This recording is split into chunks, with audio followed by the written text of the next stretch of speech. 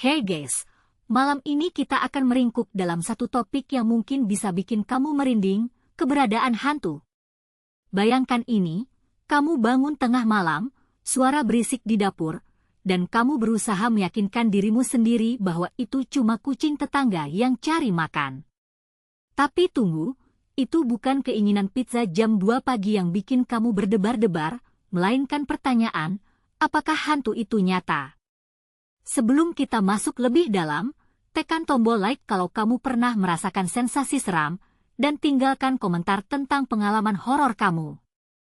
Yuk, sambil gelap-gelapan di ruang yang nyaman ini, kita telusuri kebenaran di balik mitos dan fakta tentang hantu, dan siapa tahu, kamu cocok di film horor selanjutnya. Di sebuah desa kecil yang dikelilingi hutan lebat, terdapat sebuah kabar burung yang tersebar cepat seperti gosip di koran pagi. Arif, seorang pemuda yang lebih suka menghabiskan waktunya bermain game daripada mendengar kisah horor dari mulut ke mulut, mulai mendengar desas-desus tentang hantu wanita yang menghantui jalan setapak di hutan. Rasa skeptisnya bergetar seperti gitar yang tersentuh petik, belum percaya akan adanya sosok gaib yang mengganggu warga desa. Namun, pikirannya terus dipenuhi rasa penasaran, seperti detektif yang berusaha memecahkan kasus tanpa bukti. Apa jadinya jika aku bisa membuktikan bahwa semua ini hanya cerita anak kecil yang ditakut-takuti, gumamnya dalam hati, menentang rasa takut yang mulai menggeliat di perutnya seperti ulat yang kelaparan.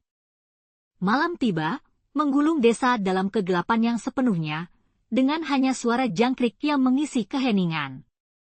Arif mengenakan jaketnya yang lebih tebal dari mantel seorang detektif, berbekal senter di tangan yang cahayanya bergetar seolah gagal menahan gemetar. Jalan setapak di depan mata tampak menyerupai guillotine yang menunggu menghukum siapa saja yang berani melaluinya. Dia memasuki hutan dan hati Arif berdetak kencang, seolah-olah dia sedang mengikuti audisi untuk film horor yang tidak pernah ada. Aroma tanah basah dan dedaunan memenuhi hidungnya, membuatnya seakan berada dalam beberapa film indie yang terlalu dramatis dengan ikatan cerita yang kacau balau. Setiap langkahnya diiringi suara gesekan cabang dan dedaunan, seperti alat musik petik yang sedang dimainkan oleh hantu-hantu perkerasan hutan. Arif berusaha menenangkan pikirannya, merenungkan betapa anehnya bisa berada di tempat angker ini, seolah mengikuti meme yang melawan logika. Dia mencoba melawan ketakutannya yang bersarang di dalam dada, membayangkan hantu wanita itu mungkin memiliki hobi mengumpulkan tanaman liar untuk hiasan ruang tamunya yang tidak ada. Dia tertawa ringan, meskipun suara tertawanya lebih mirip cicak yang ketakutan. "Ah, jangan bilang kamu mau menghantuiku hanya karena kamu butuh teman ngobrol," teriaknya, seolah mengharapkan bidadari hutan untuk menjawabnya. Saat dia semakin dalam, suasana tegang mulai menggelayuti udara, seperti aroma rumput basah yang menjadi semakin menyengat setelah hujan. Arif berhenti sejenak, merasakan getaran dari sesuatu yang tidak terlihat, mungkin lebih mirip dengan gelombang wifi hilang di dalam hutan ini. Dia membayangkan perempuan itu, tersenyum mengenangkan masa lalu yang indah seolah-olah tidak terikat oleh batasan waktu, berusaha mencari keadilan di dunia yang tak mau mendengarkan. "Jika kamu ada di sini, tunjukkan dirimu," teriaknya dengan semangat yang mirip pahlawan Marvel, namun hatinya bergetar, meragukan apa yang diharapkannya. Dan kemudian, ketika semua kedamaian di sekelilingnya tampak menghilang, sebuah suara lembut memanggil namanya. Suara itu bukan hanya angin yang berhembus, tetapi seolah menghunus jiwanya dengan satu napas sepi. Arif membekukan langkahnya, pandangannya terpaku pada bayangan samar yang melintas di antara pepohonan, lebih cepat dari rumor tentang peliharaan viral di internet. Semuanya biaya pun rancu, dengan satu langkah maju, jantungnya berdetak secepat lari maraton dalam sekejap. Inilah saatnya, jawab mitos ini, hantu atau hanya khayalan? Apakah dia akan berjalan pulang dengan cerita, atau justru menjadi bagian dari hutan yang memanggil jiwanya selamanya? Malam itu merayap perlahan, seolah-olah menggenggam dunia dalam kegelapannya. Arif melangkah dengan hanya senter di tangan, Kelihatannya seperti seorang penjelajah antah berantah di tengah hutan yang angker. Keringat dingin mulai menetes di pelipisnya saat langkahnya membawanya lebih dalam ke antara rimbunnya pepohonan. Suara-suara hutan pun mulai menari-nari di telinganya, desah angin bercampur dengan gemerisik dedaunan, menciptakan simfoni yang lebih menakutkan daripada film horor lawas. Dan, satu hal mendasar, hutan ini tidak menyediakan fasilitas wifi atau makanan ringan, yang berarti benar-benar sendirian dan tidak ada meme lucu untuk menyelamatkan jiwa dengan tawa. Hati Arif berdegup kencang, seperti lagu metal yang diputar terlalu keras. Makin dalam dia melangkah, makin jelas suara samar yang menyerupai bisikan, seperti hantu yang malas mengajak ngobrol. Bayangan-bayangan halus berkelebat di antara pepohonan, memerankan permainan petak umpet yang sangat menyeramkan. Apakah itu angin? Atau hanya imajinasinya yang membawanya ke ambang batas antara realitas dan fantasi? Dia teringat cerita teman-temannya yang bersumpah pernah melihat hantu di tempat sepetak ini. Dan sungguh, sekarang, rasanya seperti dia sudah langsung melompat ke dalam salah satu episode dari Ghost Adventures. Setelah beberapa waktu yang tampak seperti seabad, dia akhirnya tiba di sebuah area yang seolah ditinggalkan waktu. Di tengah hutan, terlihat sebuah makam tua yang hampir terkubur oleh ilalang, seakan meminta perhatian dari setiap pejalan kaki. Batu nisan itu terbuat dari marmer yang mulai pudar, diukir dengan kata-kata yang nyaris tak terbaca. Namun, yang paling menakutkan adalah suasana di sekelilingnya, seakan makhluk-makhluk dari zaman lampau menunggu dengan tenang, bersiap menyambut kedatangan Arif. Dia menjulurkan tangannya ke arah batu nisan. Kebanyakan orang pasti tidak melakukannya, tapi Arif bukan orang kebanyakan, kan? Terlebih saat napasnya mulai bergetar, seperti ingin melantunkan lagu, Somebody's Watching Me.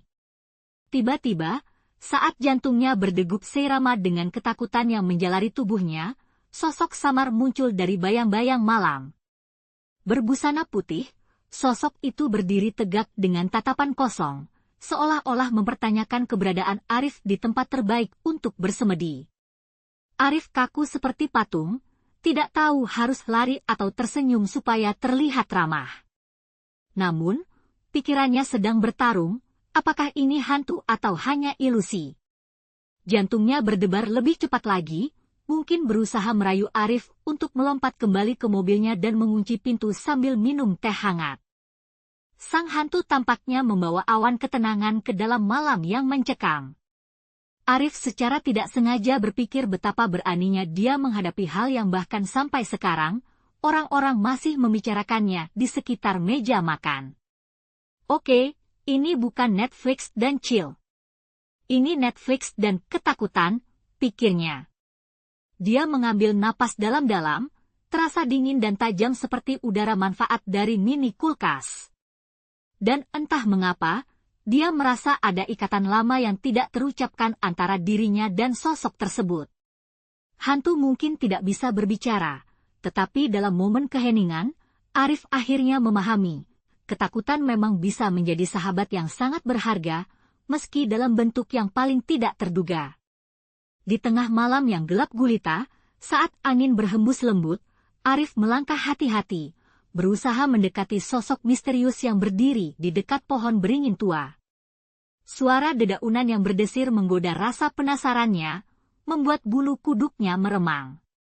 Dalam kabut malam yang menyelimuti desa, sosok itu seolah menjadi bayangan samar, namun saat mendekat, wajahnya mulai terlihat sebuah wajah yang penuh kesedihan dan kemarahan, seperti karakter dari film horor klasik. Arif tertegun, hatinya berdebar kencang, seolah dia baru saja menemukan Ghostbusters di tengah hutan. Semua kisah yang pernah didengarnya tentang wanita yang terperangkap dalam dendamnya mulai berputar di benaknya, dan dia tahu bahwa malam ini, hidupnya mungkin tak akan pernah sama lagi. Kegelapan malam membungkus segalanya, namun tatapan hantu tersebut mengeluarkan cahaya kesedihan yang menusuk langsung ke jantung Arif. Wanita itu tampak seolah baru saja keluar dari film thriller, dengan air mata yang mengalir deras dari matanya yang hampa. isi hatinya berteriak dalam keheningan, dan meskipun tak ada kata yang terucap, Arif merasakan suatu kehadiran yang lebih kuat dari sekadar mistis. Dalam dunia hantu pun, tampaknya saya harus menggunakan lebih dari sekadar skill komunikasi saya, pikirnya, menahan tawa getir dalam situasi yang sangat tidak menggelikan ini. Dia bertekad untuk mencoba berkomunikasi, meski secara logika, berbicara dengan arwah bukanlah hal yang biasa dilakukan di pasar malam. Saat Arif menggali keberanian dari kedalaman jiwanya, dia menyebutkan nama wanita itu, berharap bisa menjalin percakapan yang mustahil. "Apakah kamu merindukan sesuatu?" tanyanya, suaranya pecah di tengah kesunyian yang menegangkan. Namun, jawabannya bukan kata-kata, melainkan isakan lirih yang menggema, menambah dramatisasi suasana malam. Air mata hantu itu seolah menjadi sungai, mengalir dan menciptakan jejak kelam di atas tanah yang kering. Arif merasakan ketidakadilan yang terjadi, seperti dalam film yang bintangnya bernasib buruk. Sepertinya, dia baru saja melangkahi pura-pura normal dan berhadapan langsung dengan masalah yang lebih besar dari dirinya sendiri. Arif menatap wanita itu dengan penuh empati. Wajahnya begitu akrab, seolah dia pernah melihatnya di galeri yang penuh lukisan rapuh, masing-masing menceritakan kisah duka. Dengan penuh tekad, dia berbisik, "Aku akan membantumu menemukan kebenaran."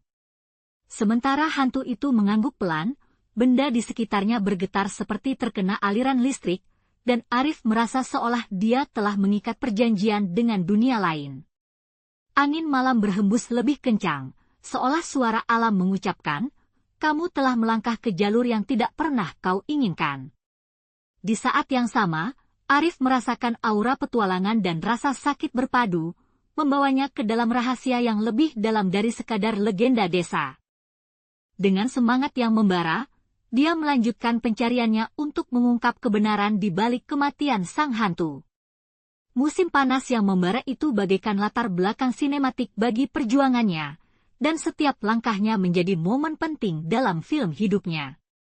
Arif tahu, meskipun ini bukan masalah serius seperti menghadapi Thanos dalam Avengers, dia akan melakukan apapun demi membebaskan jiwa yang terkurung itu dari jeratan dendam.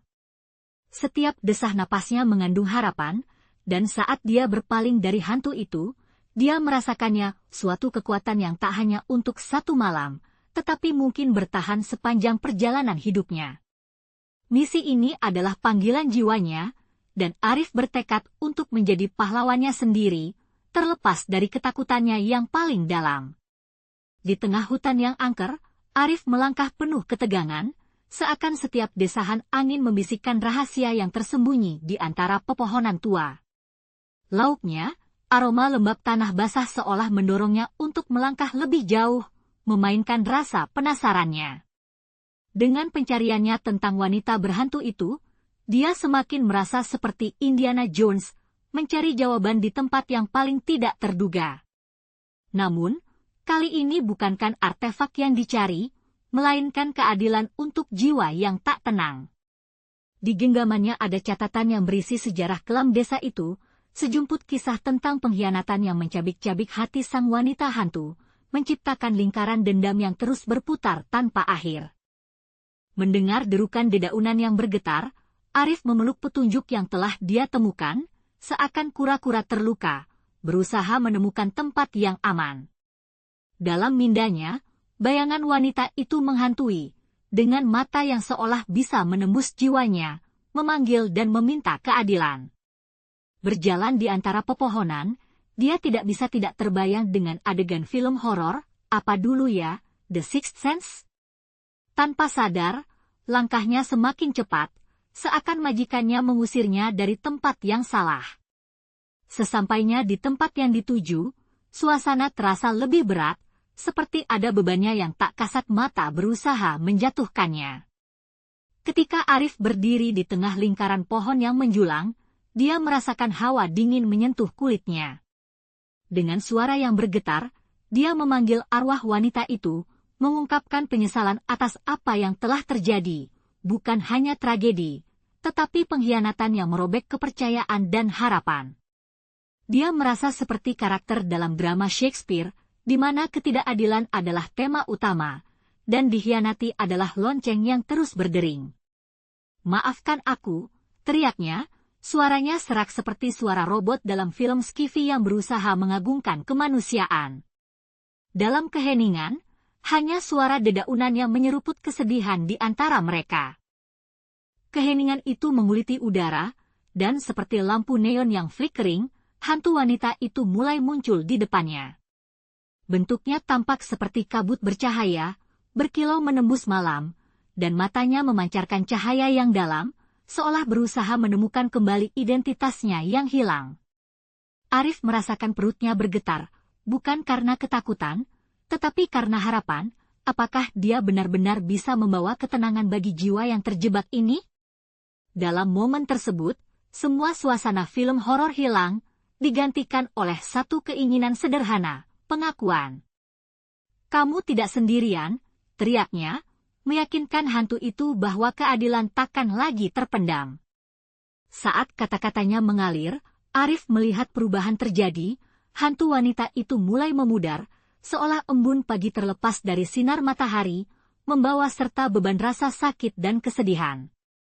Cahayanya yang lembut menyiratkan bahwa, mungkin, pesannya telah sampai, kelegaan bisa dirasakan di sekitar, seperti angin sepoi-sepoi yang menyapu dedaunan kering. Dia tidak bisa menahan senyumnya, perasaan hormat dan keberanian mengalir dalam dirinya, melompati batas ketakutan yang selama ini membelenggunya. Walaupun secara fisik tidak terlihat, Arif tahu bahwa dia telah memberikan sesuatu yang berharga, kebangkitan harapan.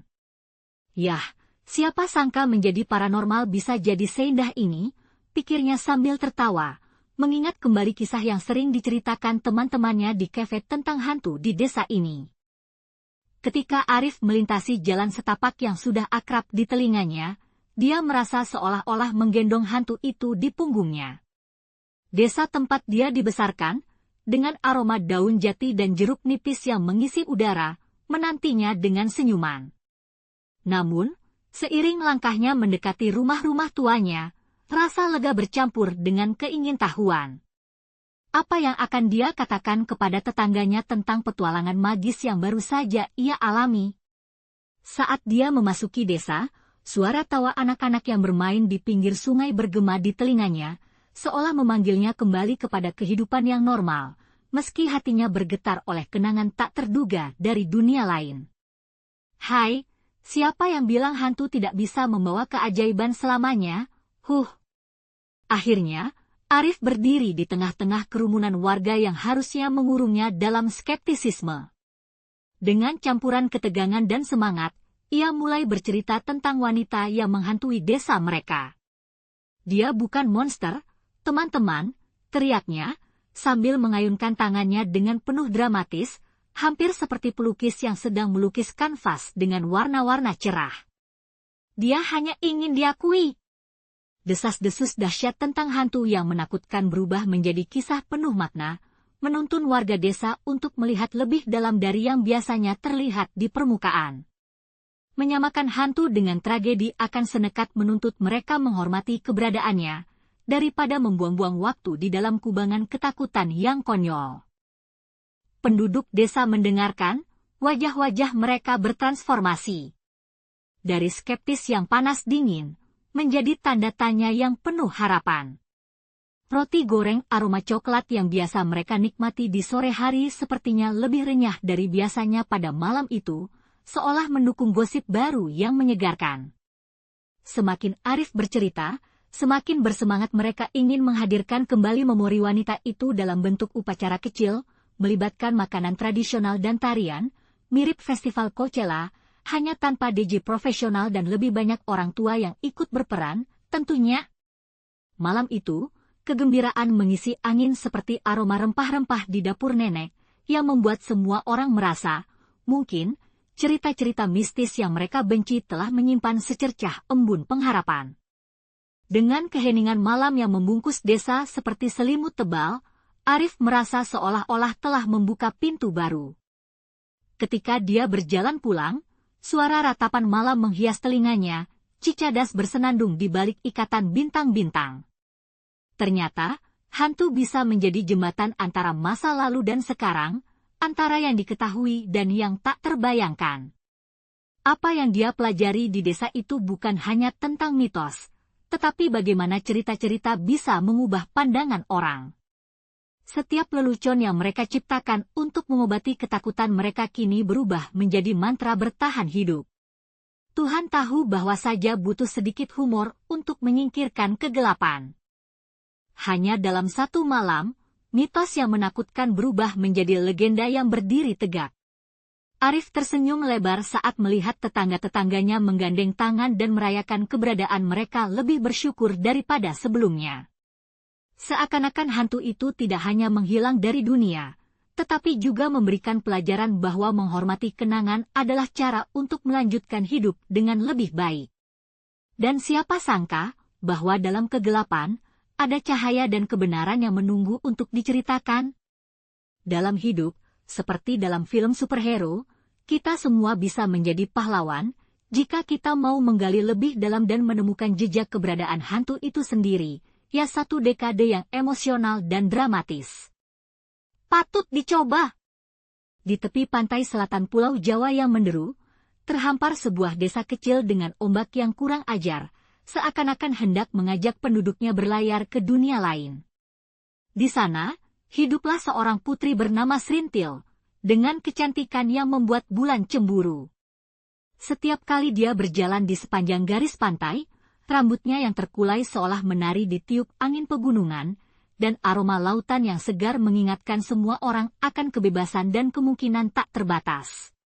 Namun, di balik senyumnya yang menawan, Srintil menyimpan kerinduan yang mendalam akan misteri Nyi Roro Kidul, sang ratu laut yang tidak hanya berkuasa, tapi juga mengincar hati para pemuda berani, dan barangkali, hatinya juga jangan-jangan. Orang-orang di desa berkata, jangan berkeliaran terlalu dekat dengan laut, nanti Nyi Roro Kidul akan menjemput MU. Memang, kata-kata itu disampaikan dengan nada seram, tetapi bagi Srintil, itu justru menambah bumbu rasa ingin tahunya ihwal sang ratu yang mistis tersebut. Sementara ayahnya, sang raja, begitu bernafsu untuk melihat putrinya menikah dengan pangeran dari kerajaan seberang, Srintil malah bingung. Bukannya dia tak menghargai cinta dan kehormatan, tetapi bayang-bayang Nyi Roro Kidul terus menghantuinya, menghidupkan rasa petualang yang terpendam. Dalam benaknya, dia membayangkan pemandangan laut yang berkilau, penuh dengan kehampaan dan keajaiban, seolah mengisyaratkan dia bahwa takdirnya lebih dari sekadar berperan sebagai pangeran seberang yang, mungkin, lebih tampan daripada aktor film blockbuster. Setiap malam, saat gelombang menggulung, dia mendengarkan suara angin yang seakan membisikkan rahasia-rahasia tak terduga. Jika saja dia bisa bertemu sang ratu laut, mungkin dia bisa membongkar kebenaran dari semua mitos ini, atau setidaknya, mendapatkan saran fashion dari seorang dewi laut saat merayakan pernikahannya kelak. Suatu hari, saat cahaya matahari menghangatkan bumi dan aroma garam laut memenuhi udara, Srintil memutuskan untuk mengeksplorasi lebih dalam. Berbekal keberanian, akan tetapi sedikit akal sehat, dia menjelajahi tebing dan gua-gua tersembunyi yang ada di sekitar pantai. Di setiap langkahnya, dia mendengarkan suara deburan ombak yang menolak untuk berhenti meramaikan suasana. Rasa cintanya pada laut semakin dalam, membuatnya merasakan aura magis yang membuat bulu kuduknya berdiri. Dengan setiap detik berlalu, dia semakin merasa bahwa Nyi Roro Kidul bukan hanya legenda, tetapi sosok nyata yang bersembunyi di balik gelombang yang ganas. Dan dalam hatinya, Srintil tahu bahwa untuk menemukan jawaban, dia harus menjelajahi batas antara mitos dan kenyataan, meskipun itu berarti harus kotor dan terkadang menakutkan. Saat perbatasan antara lautan dan daratan mulai memudar, Srintil menangkap cahaya kehijauan yang bergerak dengan anggun di permukaan air. Apakah itu Nyi Roro Kidul yang benar-benar menunggunya, atau hanya ilusi dari keinginan dan rasa ingin tahunya yang melampaui? Suara deburan ombak mengantarkan suasana tegang dan mendebarkan, seperti soundtrack film thriller yang bisa membuat jantung berdegup kencang. Srintil bersandar pada batu besar, jantungnya berpacu, menciptakan frekuensi suara yang hampir dapat didengar ikan-ikan di sekitar. Jika dia menginginkan ratu laut, maka aku akan menjadi ratu untuk hari ini, gumamnya, meski sedalam apapun dia tahu, mungkin dia bukan satu-satunya yang berharap akan kehadiran sang ratu. Mungkin, justru dunia bawah lautlah yang perlu menggali kebenaran di permukaan manusia. Di saat yang sama, raja di istana memikirkan rencana pernikahan besar yang bisa menjadi lebih spektakuler dari pernikahan selebriti yang pernah kalian lihat di layar kaca. Namun, tanpa Serintil yang bertahta di sisinya, rencana itu tampak seperti makan siang tanpa dessert, kurang memuaskan. Tetapi saat Serintil berjuang untuk mendapatkan kejelasan, dia tahu perang batin yang harus dia hadapi. Apakah dia lebih memilih takdir yang ditetapkan atau mengejar apa yang hatinya inginkan? Dalam perjalanan yang penuh ketegangan ini, Serintil tidak hanya menemukan potongan-potongan sejarah yang tersimpan dalam mitos, tetapi juga menemukan siapa dirinya yang sebenarnya. Apakah dia akan menjadi ratu di darat atau ratu di laut, hanya waktu dan Nyi Roro Kidul yang bisa menentukan. Dengan tekad yang kuat bagaikan karang yang tak tergoyahkan oleh ombak, Serintil memulai perjalanan menelusuri pantai menuju laut selatan. Angin malam berbisik lembut, membelai rambutnya, sementara suara deburan ombak menciptakan simfoni yang memikat telinga. Dalam perjalanan, di bawah sinar bulan yang menyerupai mata Ratu Laut, Serintil merasakan campuran antara kegembiraan dan ketakutan. Laut Selatan, tempat yang penuh misteri dan rahasia, menjanjikan petualangan yang tak terduga. Namun, di balik keindahan itu, aroma garam dan kedalaman yang pekat mengisyaratkan tantangan yang siap menghadangnya. Setelah beberapa langkah, Serintil disapa oleh sosok misterius yang muncul dari balik bayang-bayang. Pria tua bercambang putih, mirip karakter Gandalf tapi tanpa tongkat sihir, mulai bercerita tentang Nyi Roro Kidul. Ada permintaan yang mesti kau penuhi agar bisa bertemu Ratu Laut, ujarnya dengan suara serak, seakan-akan dia baru saja keluar dari sauna yang terlalu panas. Serintil menampung kata-kata itu, seperti spon, tapi nyatanya di dalam hatinya, dia merasa semacam sindrom, mau tapi takut. Siapa yang tidak ingin melihat sosok megah yang konon mampu mengubah hidup seseorang dalam sekejap? Seperti karakter di dalam film horor, setiap sosok yang ia temui memperingatkan bahaya yang mengintai. Jangan pernah menolak saat dia memanggilmu, seru seorang wanita berpakaian putih, suaranya menggema seolah datang dari kedalaman laut. Dulu dia adalah pengembara, seperti Serintil, hingga satu hari dia tak bisa lagi menolak pesona Nyi Roro Kidul dan terjebak dalam dunia lain. Momen ini terasa seperti melihat teaser film, banyak rangkaian yang thrill tetapi dengan risiko yang mengancam keselamatan. Semakin Serintil mendengarkan, semakin rasa penasarannya membara bagaikan bara api yang tertiup angin.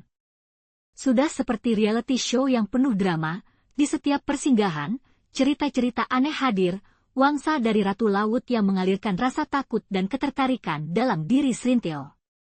Dia mendengar tentang pengorbanan yang pernah dilakukan orang-orang untuk bertemu Sang Dewi, mulai dari harus menghadirkan sesajian hingga merelakan impian tertinggi mereka. Masing-masing sosok seperti memberikan potongan puzzle, tetapi puzzle tersebut tampak rumit, dan tahukah kamu?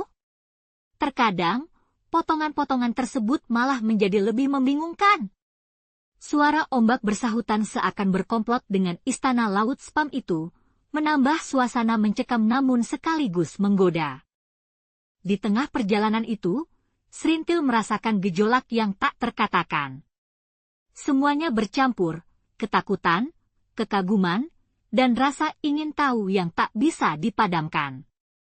Seluruh suasana menyebabkan keringatnya bercucuran, terbayang oleh bayangan hantu masa lalu yang berjalan beriringan dengannya. Namun, walau pandangan kelam tampak di depannya, nadinya berdetak kencang, seolah mengungkapkan bahwa ini hanya awal dari sesuatu yang lebih besar. Serintil lambat laun mengerti, mungkin untuk menemukan Nyi Roro Kidul, dirinya juga harus berlayar lebih dalam ke lautan jiwa dan pengalaman, menjelajahi tidak hanya pantai, tetapi juga dirinya sendiri. Di tengah lautan yang bergelora, Serintil merasakan teriknya sinar matahari yang mencairkan air asin di wajahnya. Semangatnya mulai menggoyah seperti perahu kayu yang bergoyang akibat hempasan ombak besar. Dengan setiap detik, dia merasa seolah-olah lautan itu sedang mengujinya. Apakah kau cukup berani untuk mendekati Nyi Roro Kidul? Namun, saat ia melawan angin, Serintil tertangkap oleh arus yang ganas, membuatnya terjatuh ke dalam pelukan dingin lautan. Rasanya, air asin itu seperti mengerubutinya dengan 1000 tentakel, seolah sembari berbisik, hanya yang terkuat yang bisa bertahan di sini. Ketika tubuhnya terendam, jantung Serintil berdegup kencang layaknya mesin mobil yang nyetir di tikungan tajam. Dia menendang dan melawan, mencari air di atas dengan harapan bisa menemukan kembali permukaan. Namun, segala upayanya terasa seperti berusaha melawan Daenerys Targaryen yang marah dan mengendalikan naga api, sia-sia dan berbahaya. Akhirnya, dengan kekuatan yang tersisa, ia menjangkau ke atas dan, syukurlah, berhasil meraih sisi perahunya yang terbalik. Sambil menghela napas, ia merenung, mungkin aku memang ditakdirkan untuk lebih dari sekadar keberanian biasa di lautan ini. Sekilas, Serintil melihat bayangan di antara ombak, seolah sesuatu menjenguk dari kedalaman samudera. Sosok itu mengenakan seragam laut berkilauan, tepat seperti yang diceritakan dalam mitos tentang kekuasaan Nyi Roro Kidul. Seperti cameo dari film horor yang datang tepat di saat puncak ketegangan, sosok ini membuat Serintil merasakan campuran antara takut dan penasaran. Seketika, aroma air asin berubah menjadi wangi misterius yang menggelitik hidung, seolah mana lautan itu mengundangnya untuk bertarung dengan nasib. Dalam benaknya, ragu itu berperang. Apakah aku hanya memberikan perhatian berlebih pada legenda, atau akankah sosok itu menjadi jalan menuju kegelapan dan keabadian? Di dalam pertarungan batinnya, Serintil menyadari bahwa setiap langkah yang diambilnya di laut berarti adalah suatu ketegangan. Ombak yang berdebur seakan-akan menyanyikan lagu pilu yang mengingatkannya akan semua kelemahan dan keraguannya. Namun, di tengah pertarungan yang tidak pernah berujung ini, ada semangat yang mulai membara di dalam dirinya. Seperti seorang Avenger tanpa kemampuan super, ia bertekad untuk bangkit dan menyelamatkan dirinya dari cengkeraman laut yang dingin. Dengan berani, dia berteriak, jika Nyi Roro Kidul yang melindungi laut ini, aku akan membuktikan bahwa aku juga memiliki kekuatan. Seolah memahami, ombak mereda, dan sosok di hadapannya mulai memberi isyarat, seolah menegaskan, tunjukkan padaku seberapa besar keinginanmu. Serintil merasa ada getaran energi yang mengalir di antara mereka, dan seolah dia disingkirkan dari kebisingan dunia luar. Saat sosok itu mulai berinkarnasi menjadi cahaya yang megah, Serintil sadar bahwa semua kesulitan dan cobaan ini adalah bagian dari perjalanan menuju pencarian jati diri. Dengan napas yang dalam, ia melangkah maju, berpegang pada harapan dan keyakinan, seolah dia adalah Captain Marvel yang siap merebut mahkotanya. Semua kesulitan ini akan mengubahnya, dan disinilah dia akan menemukan kekuatan bukan hanya untuk dirinya sendiri, tetapi juga untuk si Ratu Laut yang legendaris itu. Di tepi pantai yang dipenuhi deburan ombak, Serintil berdiri dengan jantung berdebar seperti drummer rock and roll memukul snare secara bersamaan. Dia mengenakan gaun yang terbuat dari kain tenun tradisional yang berwarna cerah, bagai pelangi di tengah sore yang mendung. Aroma garam laut bercampur dengan wangi bunga melati yang dibawanya, menambah suasana mistis yang mengelilinginya. Suasana ini, meski menegangkan, mengingatkan kita pada film horor klasik, di mana protagonis akhirnya berhadapan dengan makhluk dari dunia lain. Namun, kali ini, bukan film, ini adalah kenyataan, dan Serintil tahu dia harus menghadapi makhluk legenda itu, Nyi Roro Kidul, Ratu Laut Selatan yang terkenal menakutkan dan memikat. Akhirnya, semesta seolah menepuk punggung Serintil dan mengarahkan langkahnya ke arah ratu yang ditunggu. Kenyataan bahwa dia berdiri di hadapan sosok yang ditaburi mitos itu, membuat napasnya tersengal-sengal seperti pelari maraton yang kehabisan energi. Nyi Roro Kidul muncul seperti angin yang berputar, mengungkapkan kecantikan luar biasa dengan gaun hijau yang berkilau bak permata. Suara ombak yang memecah di belakangnya seolah menjadi orkestra yang mengiringi pertunjukan sakral ini. Pertanyaan demi pertanyaan melintas di benak Srintil. Apakah dia cukup berani? Apakah cintanya kepada laut akan diterima, atau justru mengundang bencana? Dengan tatapan seperti samudera yang tak berujung, Nyi Roro Kidul menuntut lebih dari sekadar keberanian. Melalui suara yang nyaring seperti gemuruh badai, ia meminta Srintil untuk mengungkapkan niat sejatinya, seolah-olah ingin mendengar untayan jujur dari hati seorang petualang. Srintil merasakan gelembung ketakutan di perutnya, tapi dia tahu ini waktunya, semacam momen cliffhanger di serial TV yang sudah sangat dinantikan. Berambil napas dalam-dalam, dia mulai mengungkapkan cintanya pada laut, bercerita tentang berapa banyak pelajaran yang dia pelajari dari gelombang dan arus yang selalu berubah. Dengan nada-nada yang mengalun, dia membuat ratu terpesona seperti penggemar terpesona oleh idola mereka di konser live. Ketika kata-katanya mengalir, terhamparlah gambaran pahit manis antara manusia dan alam yang tak terpisahkan. Srintil menyentuh jiwa Nyi Roro Kidul, menggugah nostalgia tentang perjuangan dan kerinduan yang mungkin pernah dialaminya. Temanya terasa lebih mendalam daripada kisah raja dan ratu yang berakhir bahagia. Ini adalah menentukan nasib dan mengakui tempat yang pantas dituju, bukan hanya untuk dirinya, tetapi juga untuk laut. Seolah mendengar alunan merdu di antara dentingan suara ombak, raja laut itu pun mulai meragu. Ternyata, dalam hati seorang manusia pun sering ada cinta yang tulus untuk semua yang tak terlihat, untuk para penjaga laut dan rahasia alam semesta yang terpendam. Ketika momen itu memuncak, Srintil merasa seolah-olah waktu mengendap, semua suara di sekitar lenyap, menyisakan hanya suara mereka berdua. Nyi Roro Kidul dengan tatapan tajam menunjukkan bahwa keputusan ini bukanlah sekadar tentang keberanian, tetapi tentang ketulusan dan pengorbanan.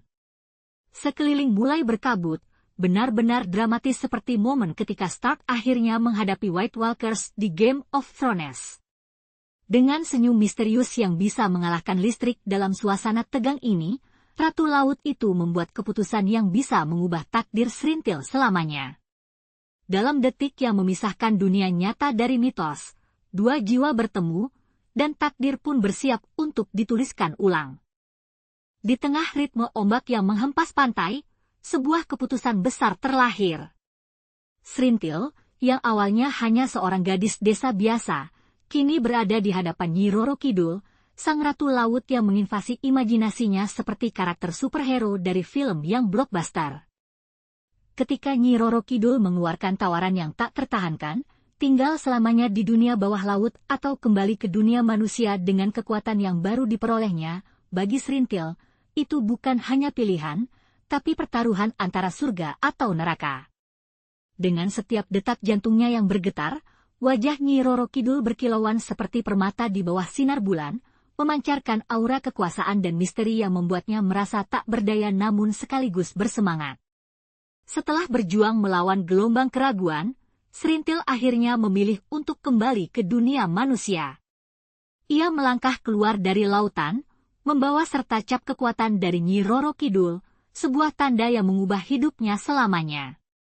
Semua orang di desanya mulai memperhatikan transformasi ini, suara ombak yang keras menjadi bagian dari gelombang pikirannya yang baru, saat dia bergerak dengan keanggunan yang hampir tak nyata. Rasa segar dari air laut tercium dalam napasnya dan jauh di kedalaman hatinya, Srintil tahu bahwa dia adalah jembatan antara dua dunia, manusia dan lautan.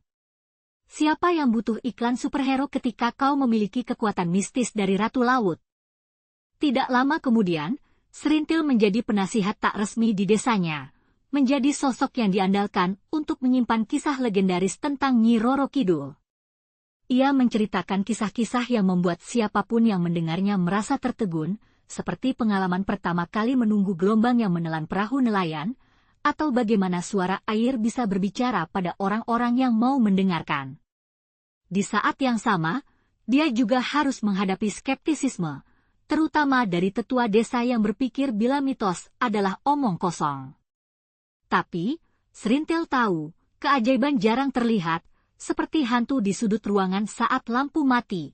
Tenang, banyak yang merasa hadir, walaupun tak terlihat. Malam hari di desanya, saat bulan menjulang tinggi dan percikan ombak memberi irama pada malam yang sunyi, Serintil berdiri di tepi pantai, merasakan ibunya yang terhubung dengan Nyi Roro Kidul.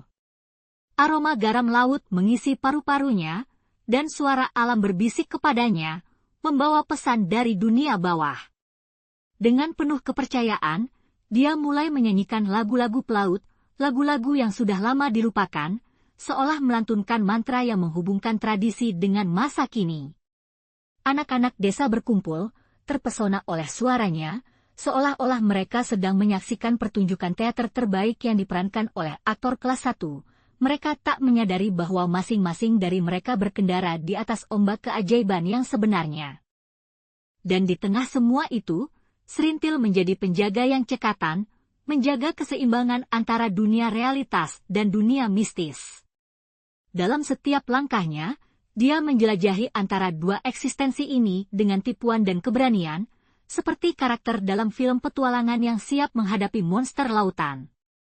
Kebohongan menjadi kenyataan, dan mitos yang dulunya dianggap kuno kini hidup di tengah kehidupan sehari-hari. Sambil tertawa dan menggoda, dia mengingat petuah Nyi Roro Kidul, jadilah penghubung, bukan pemisah.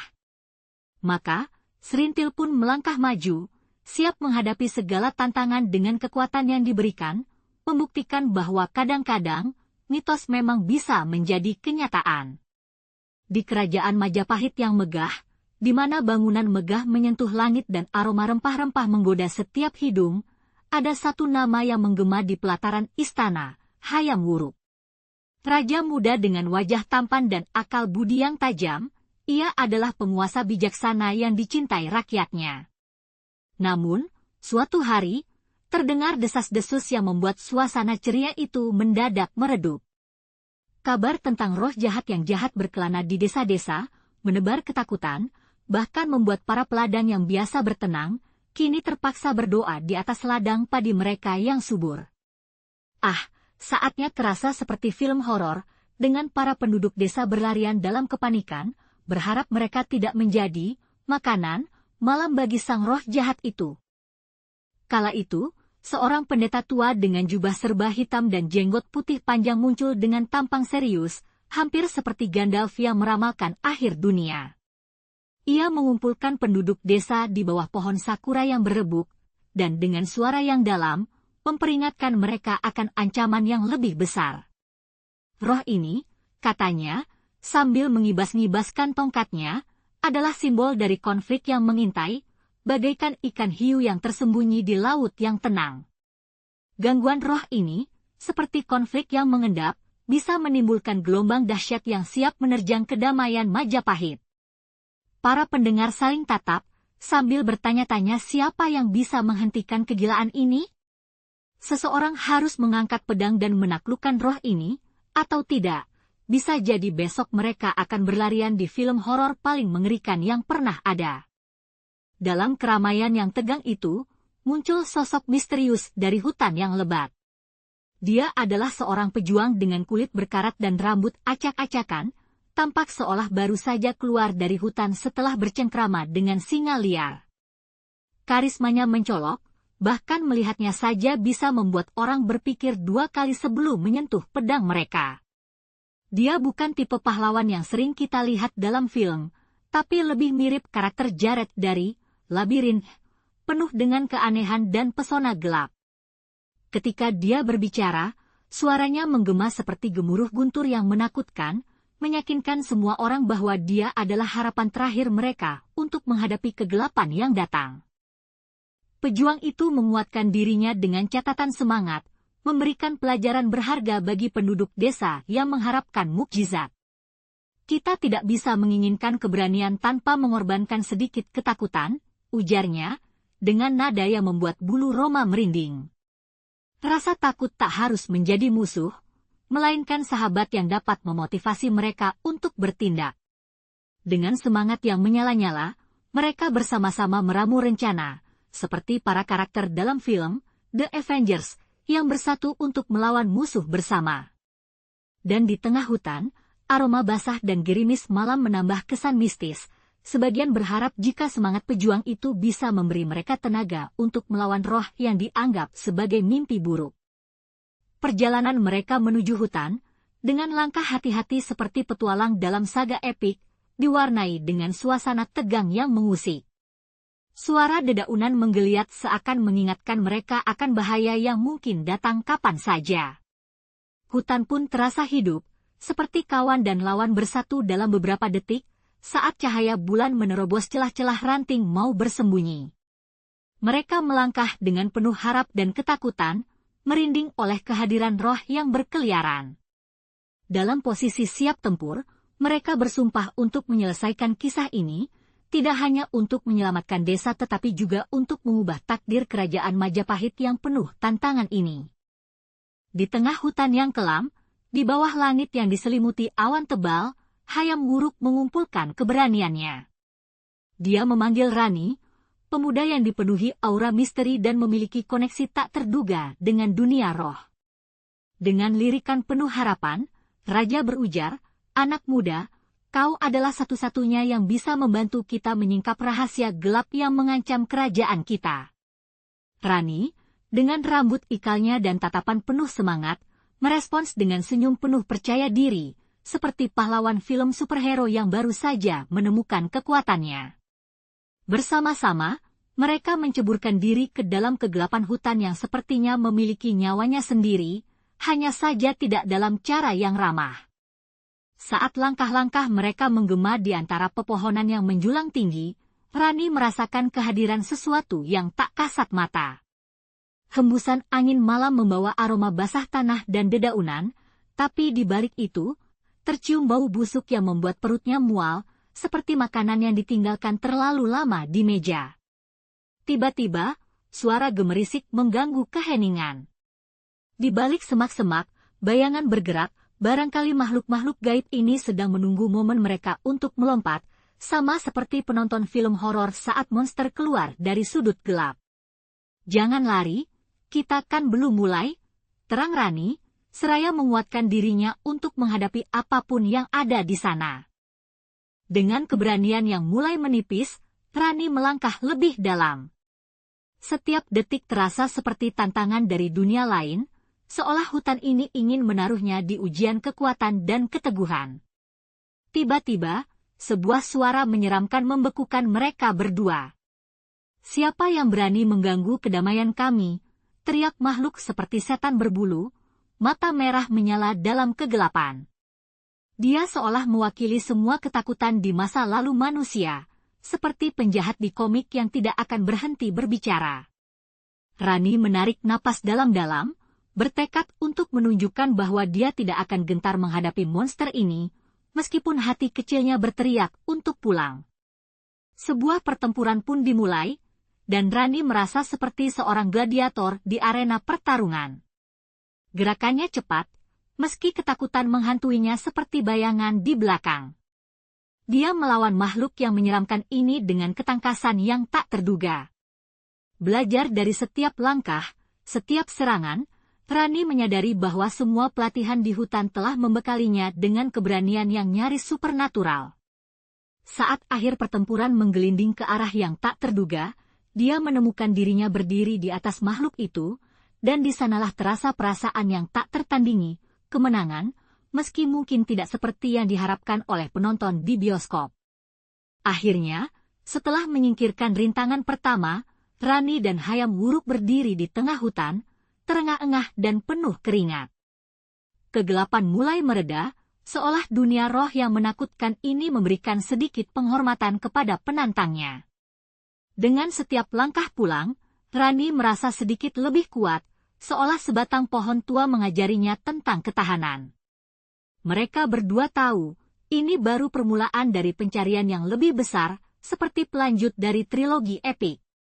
Dan meskipun hutan masih menyimpan banyak misteri, Rani tahu satu hal, di antara rintangan dan tantangan, dia tidak sendirian lagi. Dalam kegelapan alam lain yang tak kasat, Rani merasakan hawa dingin yang menggigit, seakan-akan semua jiwa yang terperangkap di sana mengingatkan bahwa mereka tak lagi hidup. Di depannya, bayangan samar muncul, menggoda ketakutannya. Suara gemuruh seperti guntur menggelegar, menandakan kedatangan roh jahat itu. Dia bukan sekadar hantu, dia adalah jiwa pejuang yang bagaikan legenda dalam cerita rakyat. Dengan aura perang yang menyelubungi dirinya, dia menciptakan nuansa yang mirip film horor yang terlalu panjang, terbayang kembali setiap pertempuran yang telah mengorbankan banyak jiwa di kerajaan mereka. Rani, dalam keberaniannya, maju dengan senjata di tangannya, berdesir seperti semangat juang yang tak terbendung. "Jadi kau yang mengacaukan keharmonisan tempat ini?" tanyanya, suaranya mantap tetapi hatinya bergetar. Roh itu tertawa, tawanya seperti keriuhan pertempuran yang belum usai, menembus kehampaan yang mengelilingi mereka. "Kau pikir aku akan membiarkanmu merebut kembali kedamaian? Banyak yang mati, dan aku di sini untuk membalas dendam," ejeknya, membuat Rani merasakan seakan-akan belati tajam menusuk ke dalam jiwanya. Pertikaian ini bukan sekedar pertarungan fisik, tetapi juga pertarungan yang menguji batas keberanian dan ketahanan mentalnya. Sebagai petarung yang terlatih, Rani berusaha mengabaikan rasa takut yang merayap pelan di punggungnya. Dia menghentakkan kakinya pada tanah bercampur lembab dan dedaunan kering, sebuah bunyi yang menggema dalam kesunyian. Serangan demi serangan dilancarkan, petir menyambar ketika dia menggertak roh itu dengan pukulan penuh tenaga yang diambil dari semangat perjuangannya. 1 detik, roh itu tampak terkejut, kemudian wajahnya bertransformasi menjadi kemarahan yang menciptakan bayangan yang lebih kelam dibandingkan sebelumnya. Dan disinilah Rani mengerti, ini bukan hanya tentang mengalahkan roh, tetapi tentang menemukan jati diri dan penyelamatan orang-orang yang dia cintai. Roh itu mengekalkan wibawanya sambil meluncurkan serangan balasan. Energianya, seperti asap beracun, menghalangi visi Rani, membuatnya terdorong mundur ke dalam kegelapan. Bau darah dan keringat memenuhi udara, membangkitkan rasa mual yang mengganggu perutnya, seakan setiap jiwa terkurung di sana hendak melawan melalui dirinya. Rani, dengan segala kebijaksanaan yang ia pelajari, mencoba meresap ke dalam tempat jiwanya yang lebih dalam, mencari kekuatan yang tak disangka. Dengan satu teriakan yang penuh semangat, dia memasukkan semua harapannya untuk mendamaikan dunia ini ke dalam setiap serangan. Ketika cahaya mulai memancar dari pertikaian ini, Rani menyadari bahwa dia tidak hanya bertarung untuk hidupnya, melainkan juga untuk mengembalikan cahaya yang telah redup di kerajaan. Ia tahu, jika berhasil mengalahkan roh ini, mereka akan dapat membebaskan jiwa-jiwa yang terkurung dan membawa kembali keharmonisan. "Aku tidak takut padamu," teriaknya, suara bergema dan mantap, seakan-akan membangkitkan semangat dari lubuk hatinya. Dalam momen epik ini, Rani merasakan kehadiran setiap pejuang yang telah gugur di medan perang, bersatu dalam perjuangannya. Dengan semangat yang takkan padam, Rani melawan bukan hanya untuk dirinya, tetapi untuk masa depan yang lebih baik, mengubah takdir kerajaan yang pernah terpuruk dalam gelap. Di dalam kegelapan malam yang pekat, Rani dan roh jahat terlibat dalam pertarungan yang mungkin bisa dibilang bagaikan duel dari film superhero yang penuh dramatisasi. Suara dentingan senjata bergema di udara, menciptakan simfoni pertarungan yang menakutkan. Biasanya, saat bergelut dengan masalah, kita bisa mengandalkan humor, tapi kali ini tidak ada yang lucu. Setiap serangan terasa seperti petir yang menyambar, dan rasa takut meliputi Rani seperti kabut tebal yang enggan pergi. Ia bisa merasakan getaran tanah di bawah kakinya saat roh itu menyerang dengan semangat penuh kebencian, dan, di tengah semua itu, harapan mulai memudar bak bintang yang hilang di pagi hari. Di titik terendah, ketika semuanya tampak suram, Rani teringat sebuah pelajaran berharga dari pendeta, yang bagaikan Yoda dari Star Wars, dengan kebijaksanaan yang melegenda. Cinta dan pengorbanan dapat mengubah segalanya, katanya, suaranya laksana bisikan angin yang lembut di telinga Rani.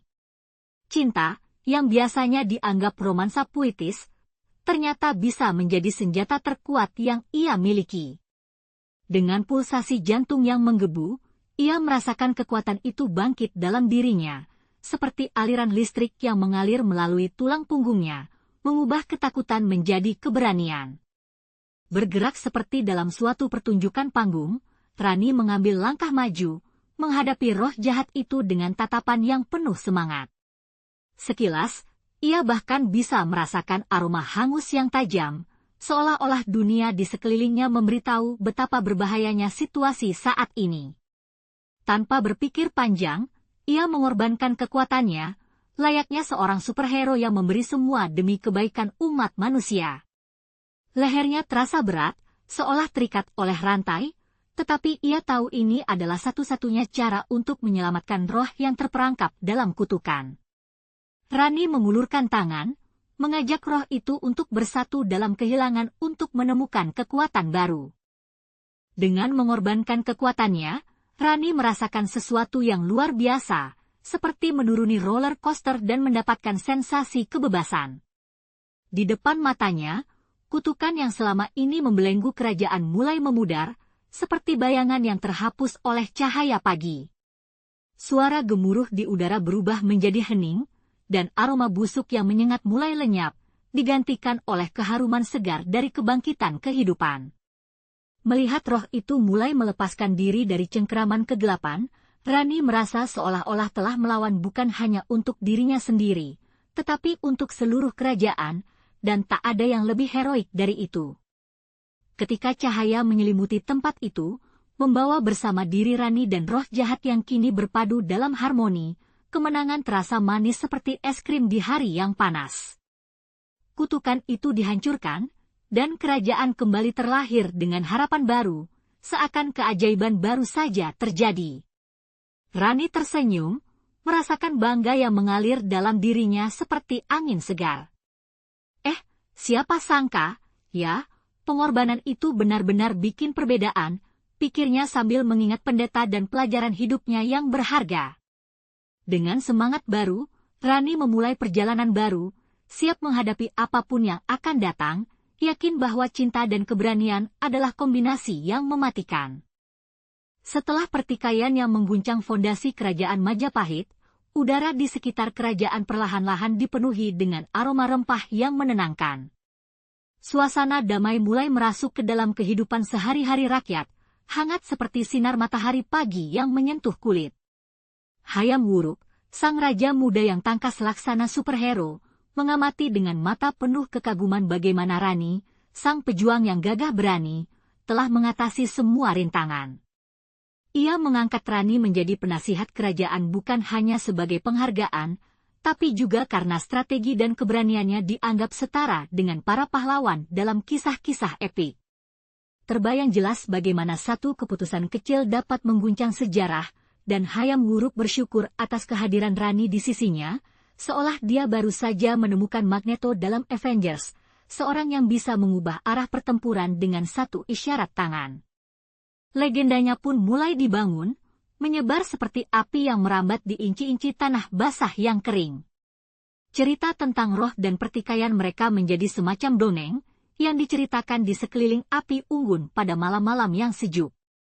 Orang-orang berkumpul, mendengarkan setiap bait kebangkitan pertempuran, seolah mereka menyaksikannya secara langsung. Rasa takut dan harapan bersatu, menghasilkan perasaan aneh yang menggetarkan. Apakah itu ketegangan dari horor atau getaran semangat? Dengan suara merdu para bards, kisah mereka menjadi pelajaran berharga bagi generasi mendatang, sama seperti film blockbuster yang mengajarkan kita tentang keberanian dan pengorbanan. Sementara rasa damai menyelimuti Majapahit, kehidupan sehari-hari pun berjalan dalam warna-warni yang menggoda. Pasar-pasar berderap dengan suara tawar-menawar, aroma makanan tradisional melayang-layang, dan tawa anak-anak mengubat semua kesedihan. Sementara itu, seorang pemuda beranak dua tampak terbilang bingung ketika dia mendengarkan kisah sang Rani. Kok bisa cewek sekuat itu? Ya, gumamnya, seakan baru saja menemukan fakta bahwa Wonder Woman bukan sekadar fiksi. Begitulah, Jawaban atas semua keraguan itu muncul. Harmoni antara dunia nyata dan gaib adalah kunci untuk menjaga kedamaian. Di balik bayangan kemegahan kerajaan, hangatnya kedamaian juga mengandung tantangan tersendiri. Rani tidak hanya baru saja mendapatkan gelar penasihat, dia juga harus menavigasi dunia politik yang penuh dengan tipu daya dan intrik. Bayangkan saja, bisa jadi dia lebih berpengalaman daripada James Bond saat berada dalam situasi yang rumit ini. Dia mengandalkan kecerdasan dan nalurinya untuk menjaga kerajaan tetap seimbang, menyusun strategi yang membuat lawan-lawan terhenyak, tidak ada lagi perang yang memecah belah, hanya diskusi yang membuahkan hasil. Akhirnya, saat malam tiba dan bulan memancarkan cahayanya yang lembut, Rani dan Hayam Wuruk berdiri di tepi tebing, menatap hamparan Majapahit yang bercahaya. Angin malam berdesir lembut, berbisikkan janji perdamaian dan harapan. Dengan suara yang penuh keyakinan, Rani berkata, "Ingatlah, kekuatan terletak bukan hanya pada pedang kita, tetapi juga pada jiwa kita yang saling mengerti." Hayam Wuruk mengangguk, menyadari bahwa kisah mereka bukan hanya tentang roh dan pertikaian, tetapi juga tentang menciptakan jembatan untuk generasi mendatang, yang akan belajar bahwa kedamaian adalah anugerah yang harus dijaga, bukan sekadar sebuah himpunan kata-kata. Seperti film klasik yang membawa pesan berharga, legasi mereka akan melewati waktu, berlanjut hingga ke telinga dan hati yang mendengarkan. Di tengah rimbunnya hutan dan aroma tanah basah setelah hujan, desa sembunyi berdiri dalam keheningan yang menakutkan. Penduduk desa berbisik-bisik, memecah ketenangan malam dengan cerita tentang ratu hantu, sosok anggun bergaun putih yang konon sering melintasi pepohonan, menggosokkan jari-jarinya ke batang pohon seakan-akan mengundang mereka untuk mengikuti. Bayangan ratu hantu ini menari-nari dalam imajinasi penduduk, menambahkan sentuhan dramatis pada keindahan alam sekeliling yang sunyi. Di saat cahaya bulan memancarkan sinar pucatnya, suara desisan angin seolah mengajak momen itu menjadi lebih magis yang sekaligus menakutkan, seperti film horor yang baru saja terputar. Dalam suasana misterius itu, David, si pemuda berani yang memiliki semangat layaknya Indiana Jones minus topi keren, mulai mengumpulkan informasi. Ketika warga desa berusaha meyakinkannya bahwa semua itu hanyalah omong kosong, ia malah semakin penasaran. Dengan nada skeptis dan sedikit menyindir, mereka berkata, "Kalau kau memang berani, coba saja pergi menemuinya." Tentu saja, tidak ada yang benar-benar ingin bertemu ratu hantu secara langsung, paling tidak dengan cara yang normal, tetapi keberanian David membuatnya tergoda untuk membawa kisah ini lebih jauh. Menjelang malam, David bersiap.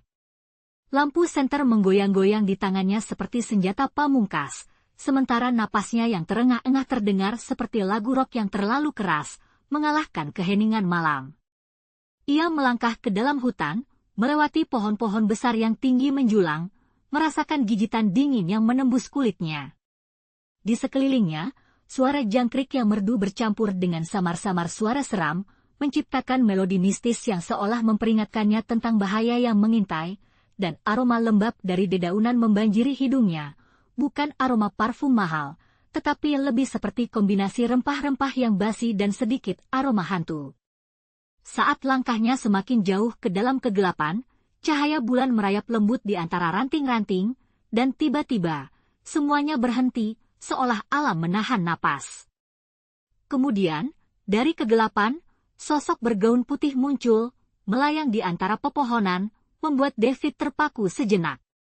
Ratu hantu, siapa sangka, tampak menggoda sekaligus menyeramkan, persis seperti karakter dalam film The Ring, yang ingin melambaikan tangan sambil tersenyum.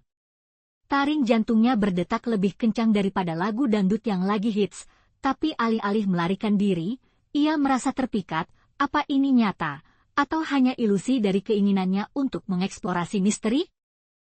Ketika David berhadapan langsung dengan ratu hantu, ia menyadari bahwa di balik keanggunan itu tersimpan rahasia yang menyedihkan. Ia mendengar bisikan angin, seolah hantu tersebut memiliki cerita untuk dibagikan, kisah tentang kehilangan dan cinta yang tak terbalas. Bukan hanya sekadar hantu, Ratu Hantu adalah penjaga desa, jiwa yang terjebak antara dunia nyata dan dunia yang lain, menciptakan rasa syukur dalam diri David akan hidup dan cintanya yang nyata. Akhirnya, malam itu tak hanya mengungkapkan misteri, tetapi juga menghantarkan pelajaran berharga. Kadang yang kita anggap fiksi bisa jadi adalah nyata dalam cara yang tak terduga. Dengan semangat yang membara dan lebih banyak rasa ingin tahu, David kembali ke desa, siap berbagi cerita yang mungkin akan mengubah pandangan penduduk tentang hantu selamanya. Di tengah kabut yang menyelimuti malam, David melangkah masuk ke dalam dunia yang dikelilingi oleh hantu-hantu legendaris.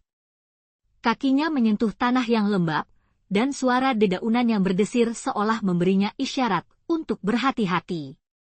Dia tahu, pencariannya bukan hanya sekedar untuk urusan yang bersifat konyol atau iseng, melainkan mengungkap kebenaran tentang Ratu Hantu.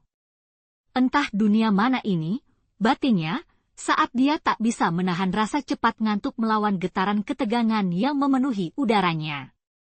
Rasa ingin tahunya bagaikan magnet, menariknya menuju kegelapan yang menyimpan banyak misteri dan cerita yang tertinggal oleh waktu. Akhirnya, David menemukan Nenek Ayu, seorang wanita tua dengan rambut seputih salju seperti awan.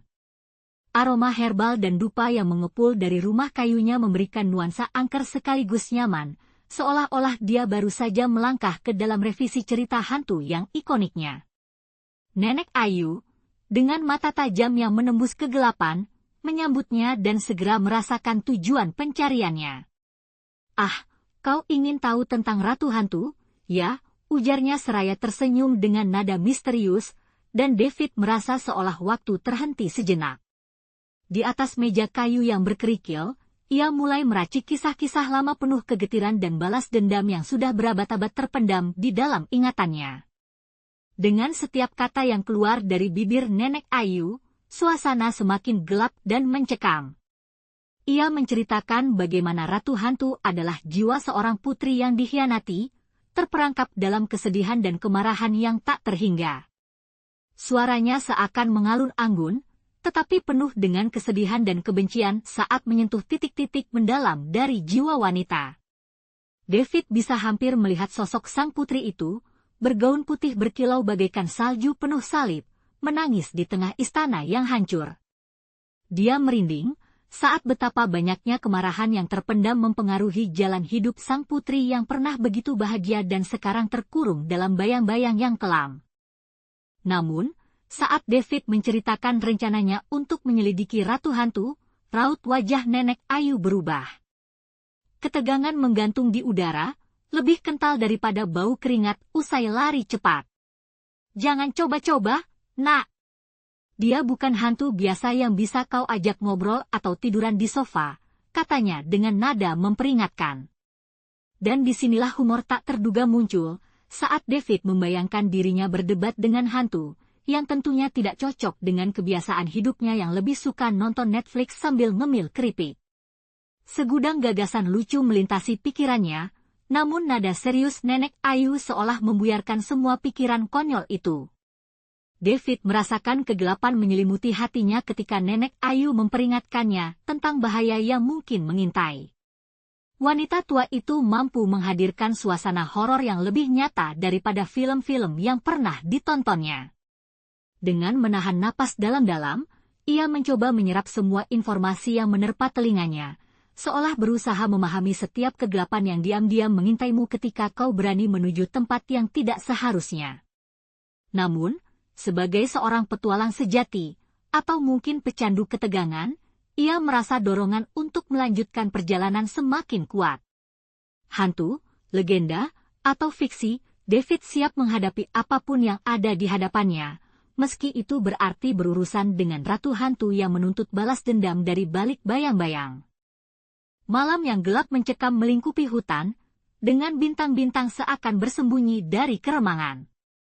David mencoba memberi diri semangat dengan mengingat kembali cerita-cerita tentang Nenek Ayu yang terkenal, bersikeras untuk tetap tinggal di sini.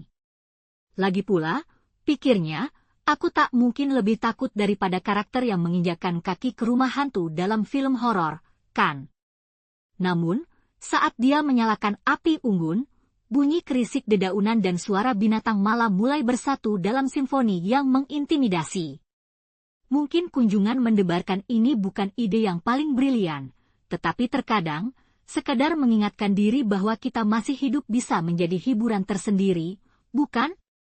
Sebagaimana malam berlanjut, angin berbisik melalui pepohonan, menciptakan atmosfer yang semakin seperti soundtrack seram dari film klasik. Suara-suara aneh mulai muncul, berdesir, berdesak, menjalar ke telinga David. Kadang terdengar seperti tawa jauh, dan kadang seperti suara langkah kaki yang ringan, gelombang rasa takut menyelusup ke dalam jiwanya. David mulai merasa seperti bintang film yang tersesat dalam plot yang buruk, berjuang untuk menemukan jalan keluar dari hutan yang bisa jadi bukan hanya sekadar tempat, tetapi sebuah ujian keberanian. Dalam detik-detik pemikiran yang tidak menyenangkan itu, dia mengingat bahwa penghiburan hatinya dulu kini terasa seperti senjatanya yang paling lemah. Dia harus menghadapi kenyataan dari semua cerita yang dipenuhi misteri itu. Setiap kali bayangan bergerak di kejauhan, David merasa hatinya berdegup kencang seperti drum cadangan dalam konser rock yang kacau. Namun, lewati momen-momen bising itu, ada kesunyian yang mendalam dan kelam, seolah hutan itu menahan napasnya. Dia terkekeh, mencoba membuat lelucon tentang mengundang hantu-hantu untuk antusiasme lebih banyak. Ayo, nenek ayu! Let's make it a party! Namun, hangatnya tawa itu segera membeku ketika dia merasakan seberkas dingin menyentuh tengkuknya. Dingin itu seperti sentuhan seorang ratu es, jelas menggigit, tetapi juga menimbulkan pertanyaan yang lebih besar. Apakah dia menghargai keberaniannya atau sebaiknya kabur dari tempat ini? Ketika suara-suara aneh semakin mendekat, dia terjebak dalam pikirannya sendiri. Pikirannya berputar antara keinginan untuk meringkuk ketakutan dan dorongan petualangan yang liar. Dia merasa seperti seorang Sherlock Holmes yang tersesat di dunia Harry Potter. Apa yang sebenarnya terjadi di sini? Seolah-olah hutan itu adalah buku yang menunggu untuk dibaca. Tetapi setiap halaman tampaknya memudar dan berisi lebih banyak kegelisahan. Dalam benaknya, bayangan nenek ayu berevolusi dari sekadar legenda menjadi sosok akrab, seolah dia adalah teman ngobrol yang menakutkan. Apakah cerita-cerita tentangnya bisa menjelaskan apa yang merayap di sekitarnya? Atau apakah yang menantinya lebih gelap dan lebih misterius dari yang terasa? Berkali-kali David berusaha menata pikirannya, tetapi saat dia merasakan tangannya mulai gemetar karena hawa dingin, keputusan untuk menghabiskan malam di sini terasa semakin bodoh. Dia berkelahi menghadapi kegelapan, yang kini tampak seperti makhluk hidup dengan kepribadian jahat yang mengawasi setiap gerakannya. Jika aku mati di sini, mudah-mudahan bisa jadi legenda juga, batinnya bercanda meski hatinya bergetar. Dalam setiap desis dan kerisik, terasalah beban cerita-cerita yang lama, semua kisah yang diceritakan oleh orang-orang kampung yang tadi malam terdengar seperti camilan manis, tetapi kini terasa seperti gumpalan racun di tenggorokannya. Dengan tubuhnya terasa terkurung, David mulai mempertanyakan keputusannya, sementara bayangan-bayangan masa lalu menari-nari di sekitar kegelapan malam yang sepertinya tidak akan pernah berakhir. David berdiri di tengah kegelapan malam, jantungnya berdegup cepat seperti drum di festival. Angin dingin berhembus, membawa aroma tanah basah dan dedaunan busuk, merasakannya seolah-olah seluruh hutan bersiap untuk menyambutnya. Dia tahu malam ini adalah malam yang berbeda, malam di mana dia akan bertemu dengan sang ratu hantu. Dalam pikirannya, dia terbayang wajahnya, cantik namun penuh tragedi, seperti karakter dari film horor klasik yang sangat ia cintai. Tapi tanpa popcorn, tentu saja. Dengan setiap langkah yang diambilnya, dia dapat merasakan energi gelap yang menggelitik kulitnya, seolah-olah sesuatu yang sangat kuno menunggu untuk diceritakan. Tiba-tiba, cahaya samar memancar dari antara pepohonan, dan David berhenti. Ia merasakan detak jantungnya beralih menjadi simfoni keraguan. Di hadapannya, sosok itu muncul, sang ratu hantu, wanita anggun dengan gaun putih yang kotor, diselimuti aura mistis. Kau mencari sesuatu, David, suaranya mengalun lembut, namun mengandung kesedihan yang menusuk. Dalam tatapannya, David melihat ratusan tahun penderitaan, seperti layar film yang diputar ulang dengan semua kenangan pahit dan luka yang belum sembuh. Bukan hanya hantu yang bisa merasakannya, kamu juga, kata sang ratu sambil mengangkat tangannya yang hampir tembus pandang. David dapat merasakan semangatnya, rasa sakit yang membara, dan kemarahan yang terpendam. Aku terjebak dalam kisahku, lanjutnya, bercerita tentang cinta yang hilang dan pengkhianatan dari orang-orang terdekat. Jelas, ini bukan sekadar kisah hantu, ini adalah kisah manusia, penuh intrik, kebohongan, dan harapan yang hancur, seperti pernikahan yang berakhir di episode terakhir reality show yang buruk. David merasakan muatan emosional yang begitu kuat, hingga ia hampir tidak bisa bernapas. Tapi kemudian, seperti alien yang turun dari langit, David merasakan energinya berubah. Ketika dia mendengar suara hantu itu, ada ketegangan yang tak terlihat, tetapi juga harapan yang tidak seharusnya dia rasakan. Aku berjanji akan membantumu menemukan ketentraman yang kau cari, ujarnya, berusaha menenangkan jiwa yang terombang-ambang tersebut. Dalam dadanya, dia merasa seolah telah terikat pada misi yang lebih besar daripada sekadar berlarian dari satu lokasi berhantu ke lokasi lainnya. Sebuah tawaran yang mungkin terdengar konyol, tetapi disinilah dia, berbicara dengan seorang ratu yang terkurung dalam hantu, dan tampaknya, hanya dia yang bisa membantu. David tahu jalan di depan akan penuh rintangan. Namun, ada satu hal yang dia pelajari dari film-film. Kadang-kadang, untuk menghadapi ketakutanmu, kamu harus menjadi pahlawan dalam kisahmu sendiri. Ia tidak bisa membiarkan sang ratu hantu terus berkeliaran dalam kegelapan. Dengan niat bulat, dia melangkah maju, menatap masa lalu yang menyakitkan dengan semangat baru. Ayo, kita bawa luka-lukamu ke permukaan, dan kembalikan kedamaianmu. Ku percayakan hidupku padamu, dunia hantu, najis dan berair. Di ujung malam, mungkin ada harapan, atau setidaknya, kesenangan dalam kekacauan yang tak terduga ini. Di suatu desa kecil yang terletak di tengah hutan lebat, suasana menggigil saat matahari meredup. David, seorang pemuda yang terlalu berani, atau mungkin terlalu bodoh, untuk menggali cerita-cerita mistis, memutuskan untuk menghidupkan kembali legenda sang ratu hantu yang selama berabad-abad menghantui penduduk. Dengan jari kaku dan hati berdebar, ia berdialog dengan nenek-nenek di desa yang lebih tahu tentang darah dan hantu daripada CGI di film horor Hollywood. Oh sayang, kosong pulang. Ratu hantu butuh penghormatan, bukan popcorn, seru seorang nenek dengan suara serak seperti suara penyanyi rock yang terlalu banyak merokok. Suasana menjadi tegang, dengan debar jantung seakan luruh di antara suara dedaunan yang bergesekan dan alam malam yang berbisik sinis, memperingatkan David akan bahaya di depan. Di tengah reruntuhan megah kerajaan Majapahit yang dulunya berkilau seperti emas, berdirilah Arga, seorang penulis muda dengan impian besar untuk mengungkap misteri kebudayaan yang terlupakan. Dia menghirup udara hangat, yang penuh dengan aroma tanah basah dan rempah-rempah yang tercium dari reruntuhan. Suar burung berkicau di pepohonan sekitar seolah-olah berusaha mengisahkan kembali sejarah yang disimpan rapat oleh tanah. Namun, suara-suara itu terganggu oleh bisikan halus yang mirip suara angin, seakan ada sesuatu atau seseorang yang memperingatkannya untuk tidak mengganggu tempat ini.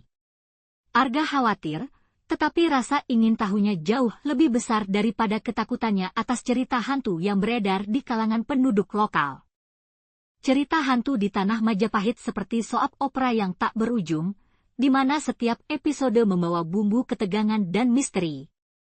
Kisah tentang arwah para raja dan satria yang berkeliaran di malam hari membuat Arga tertawa dan merinding sekaligus.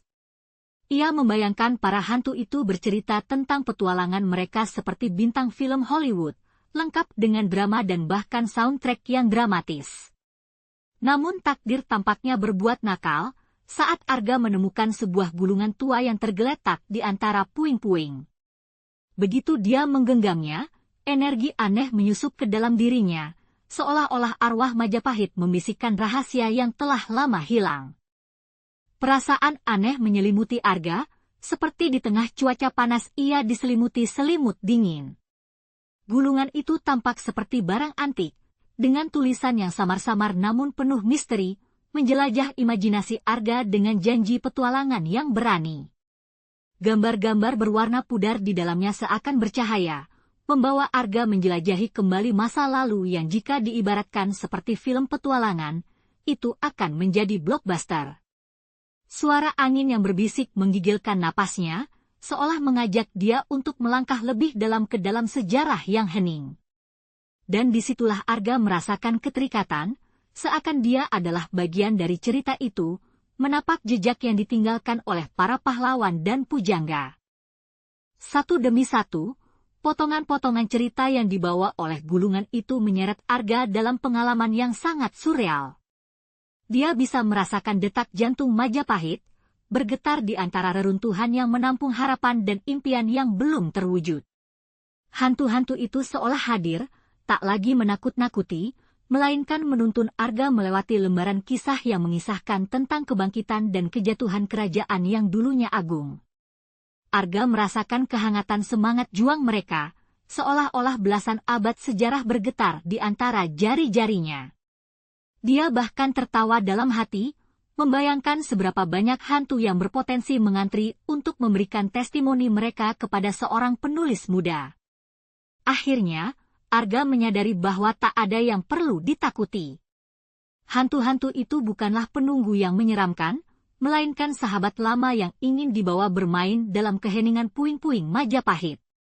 Dia bertekad untuk mengungkap kisah-kisah ini kepada dunia, agar semua orang dapat mengenal Majapahit lebih dari sekadar legenda. Dengan semangat yang membara, dia menancapkan pena ke kertas, bersiap untuk membagikan semua yang telah dia temui dan rasakan. Siapa sangka bahwa di tengah jejak hantu ini, kebudayaan yang terpinggirkan dapat bangkit kembali, dan Arga adalah jembatan antara dua dunia, yang terdahulu dan yang kini. Di tengah kegelapan malam, Arga menyelami gulungan kuno yang berdebu, membongkar rahasia sejarah yang terkulai seabad.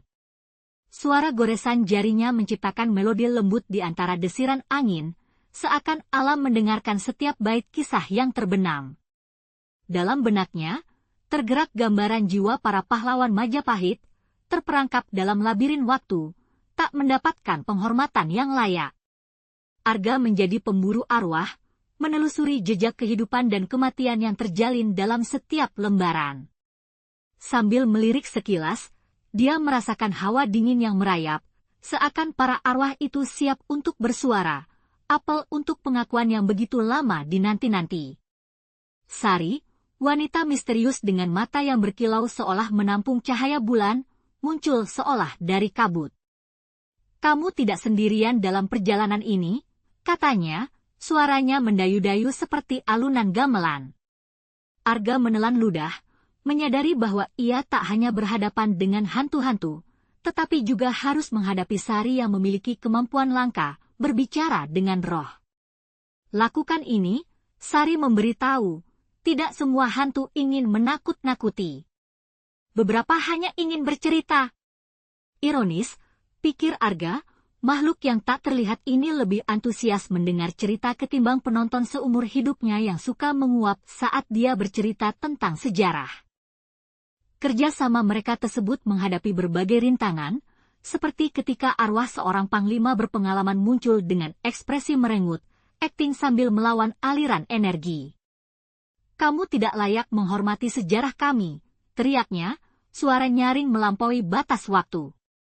Arga hampir melompat dari tempatnya, jantungnya berdegup seperti drummer di festival musik.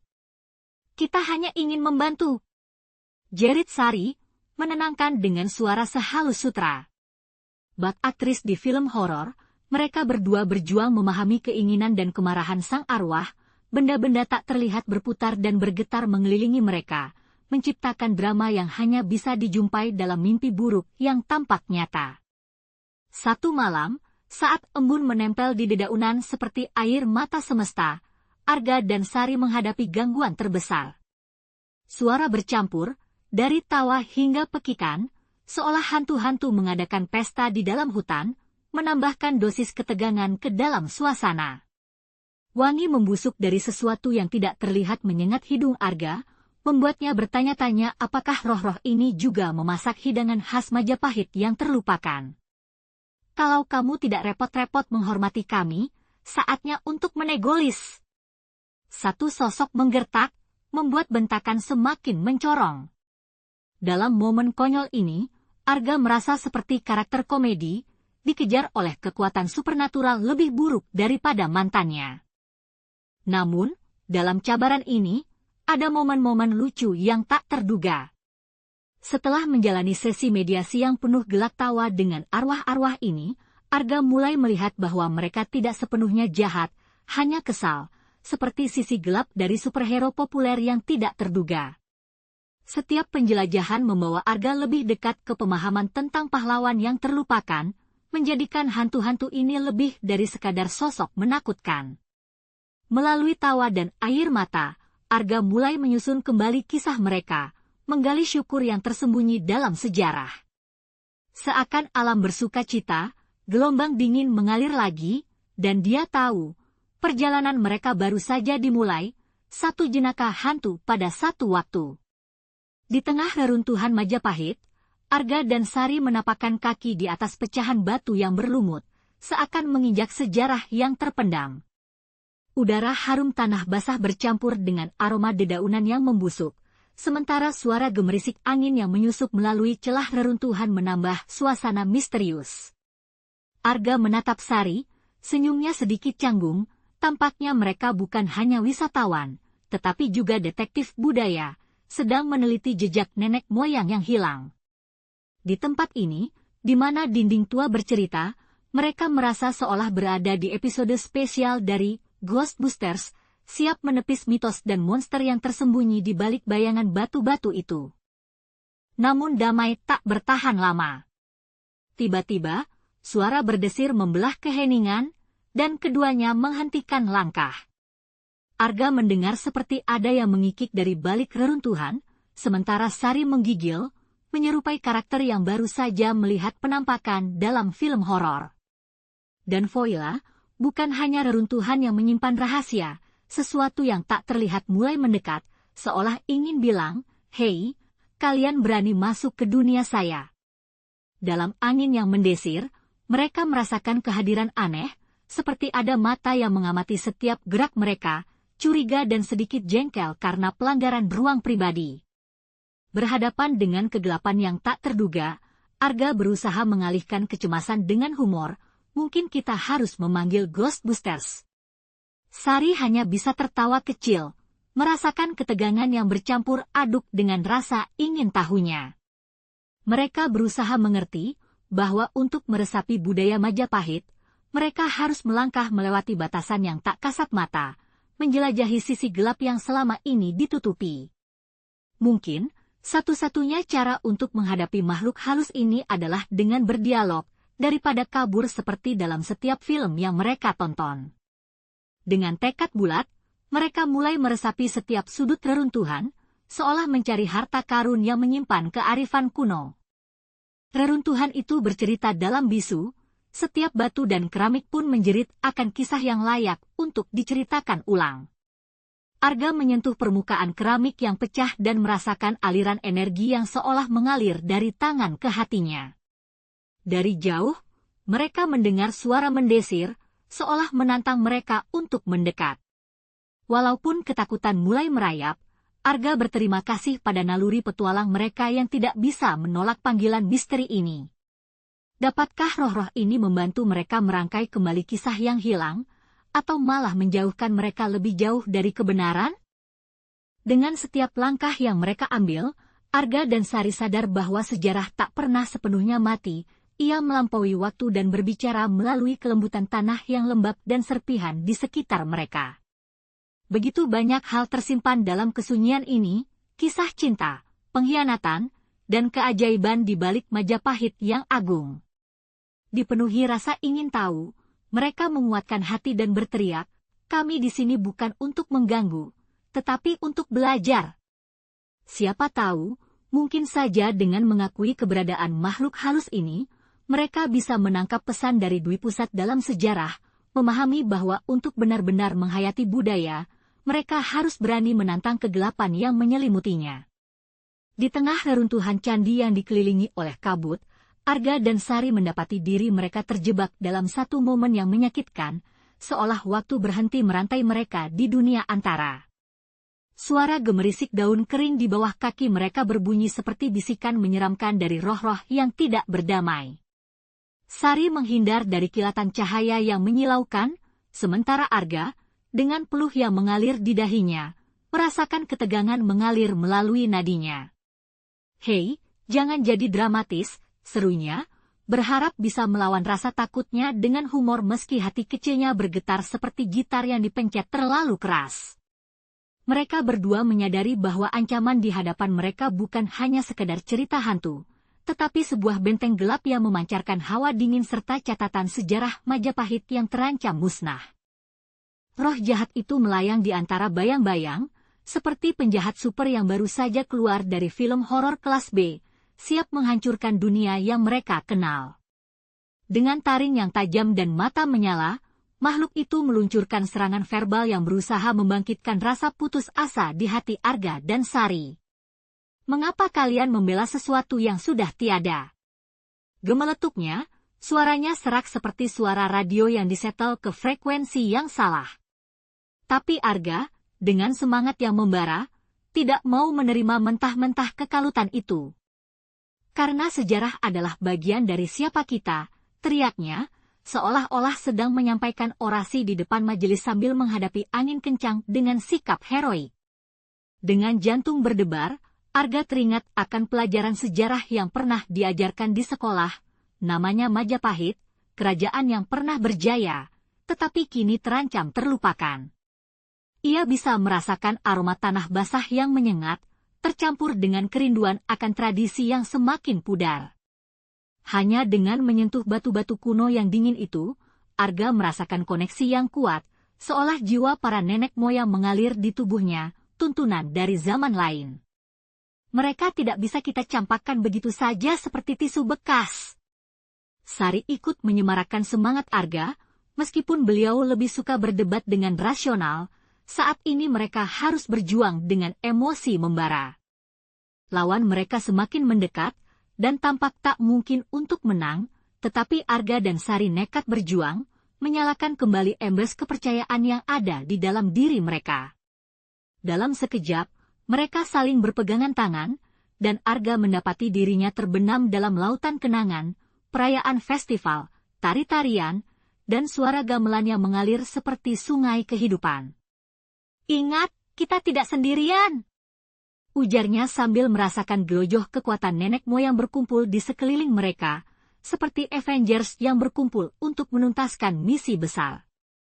Sari mengambil napas dalam-dalam, merasakan keberanian mengalir, seakan mimpi menjadi kenyataan ketika mereka mulai mengucapkan mantra yang diambil dari jejak sejarah yang dijaga dengan hati-hati.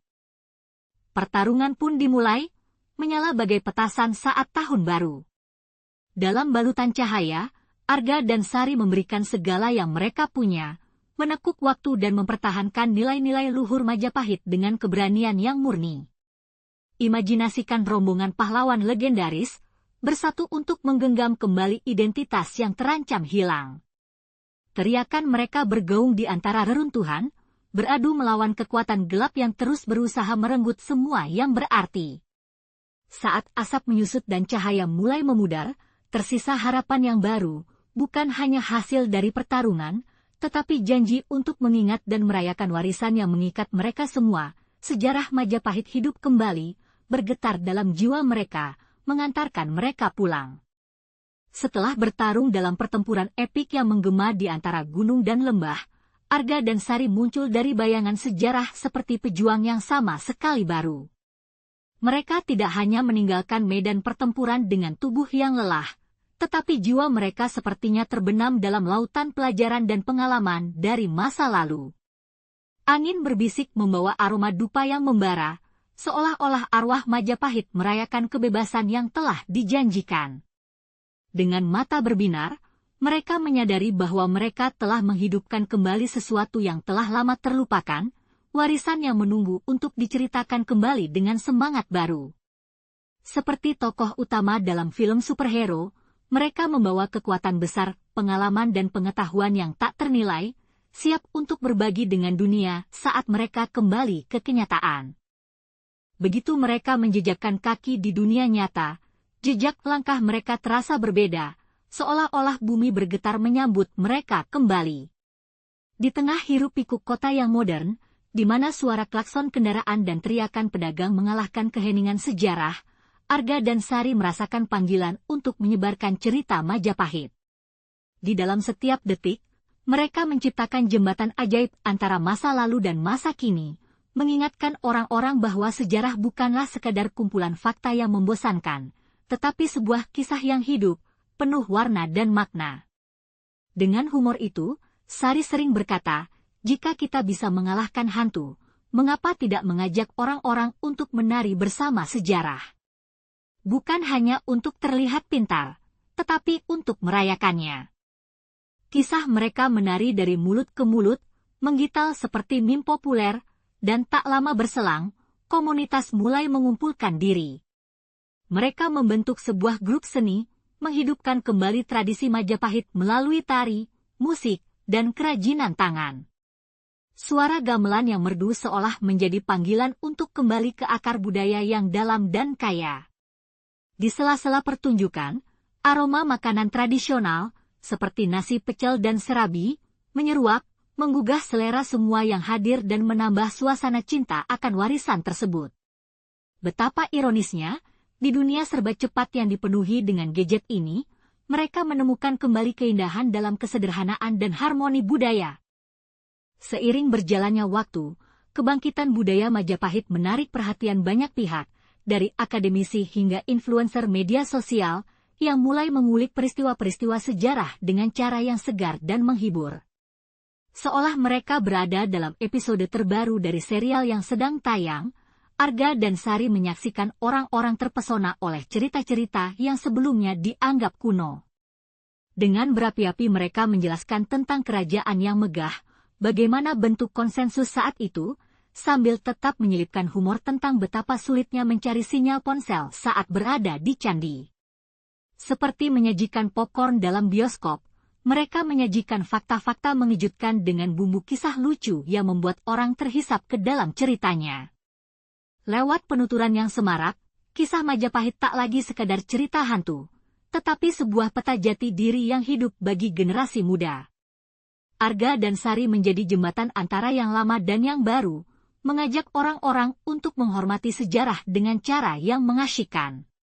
Suatu hari, ketika mereka mengingat kembali pengalamannya, mereka tertawa merayakan setiap langkah perjalanan. Bukan hanya warisan yang kembali terjalin, tetapi mereka juga menemukan kekuatan dalam sejarah yang dapat membentuk masa depan. Dengan semangat yang membara, Arga berteriak, jika sejarah adalah buku, kita semua adalah penulisnya. Dan begitu, mereka terus melangkah ke depan, dengan kisah Majapahit mengepul dalam jiwa mereka, menjelajah ke masa depan yang lebih cerah.